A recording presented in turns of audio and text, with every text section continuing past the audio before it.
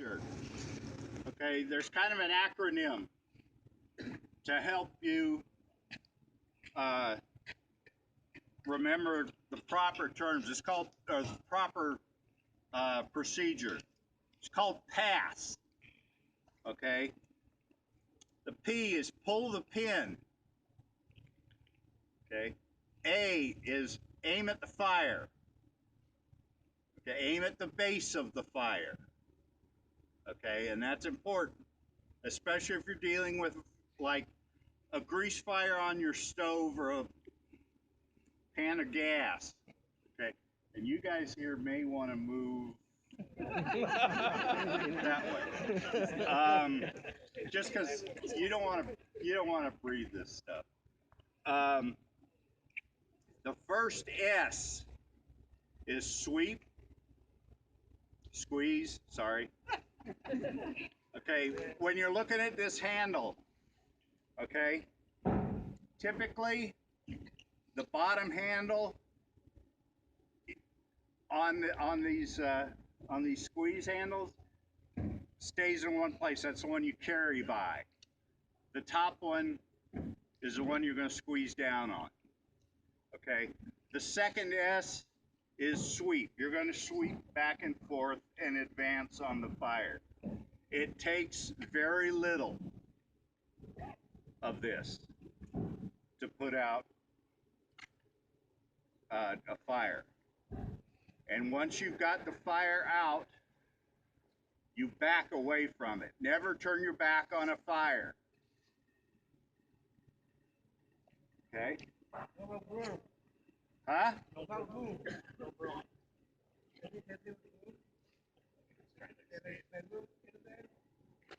Um,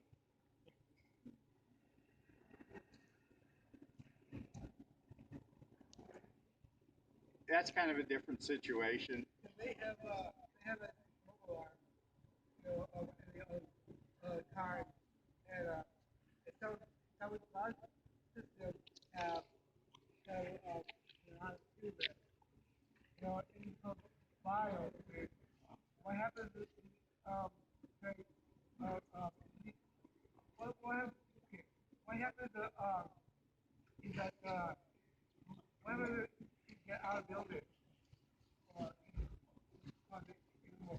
well, that one, if you're trying to leave a building, obviously you have to look where you're going. Okay, this, you don't want to turn your back on something you've just put out because you want to know if it's going to rekindle. Okay, which it can, because if for some of the other types of agents you're using, for instance, in the IT server room, they use halon, okay, which is a gas that will bond more readily with the other gases in the fire products than oxygen. Okay, but you have to keep supplying the halon. Okay, past the time when you see the flame die down. Okay, the same thing if you were using a CO2, a carbon dioxide fire extinguisher. Okay, because what it's doing, it's cooling, but once the flame dies down, you have to continue to cool it past that point of no flame. Otherwise, as long as there's some residual heat there, it can rekindle. Okay. All right. There's some matches on top of that. And if you want to, I've got gloves on my coat. You can put my coat on if you want. You can put my gloves on, or you can jump in there. Oh, don't toss them all. I got another one to do.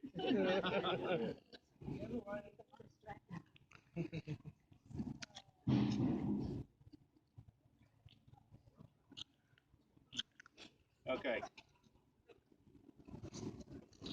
So I'm going to pull the pin. Usually I have to twist it. There's usually some kind of little wire tie or a little plastic seal on this. Okay. Sorry, I'm going to aim.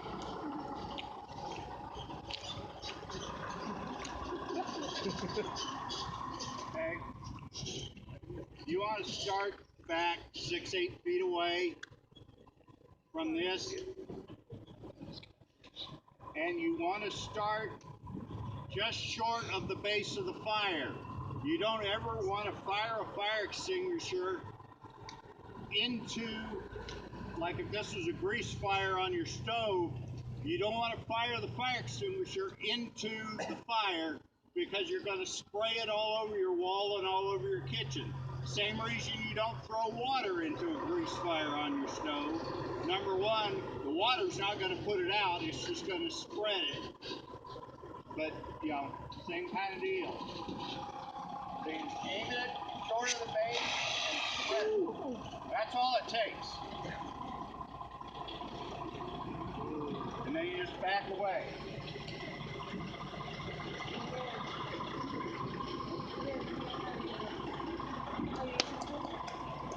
That's all it takes. It doesn't take, you know, you don't have to empty the whole thing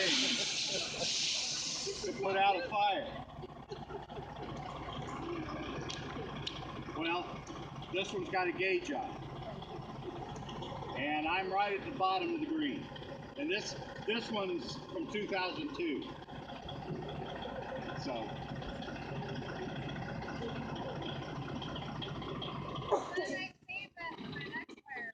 Huh? I'll save this for the next show at 3. We don't save them at home. You probably shouldn't. If you've discharged an extinguisher at home at a fire, you should probably replace it or have it Even if we recharge. just take that much. Yeah.